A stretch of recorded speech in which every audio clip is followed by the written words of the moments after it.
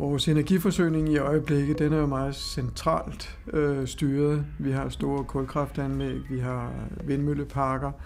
Men jeg tror, at der ligger en stor udfordring i fremtiden om at få det decentraliseret igen, således at det er den enkelte bolig, det er den enkelte virksomhed, som egentlig bliver selvforsynende i forhold til den energi, vi har brug for i boligen eller virksomheden. Og jeg tror, at vi som designere har mulighed for netop at kunne hjælpe med at få styret de her teknologier på plads, set i et holistisk syn, dels i boligen, få det indpasset i den gamle boligmasse, men også komme med nye løsninger på hvordan vi kan få integreret de her systemer i nye virksomheder og nye boliger.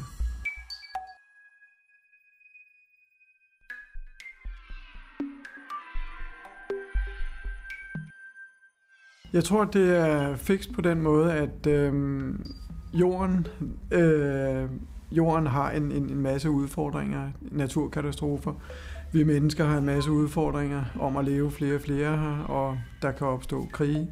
Og dermed tror jeg på, at hvis man decentraliserer noget så essentielt som energiforsyningen, så har man mulighed for at være langt mindre følsom i sådanne situationer.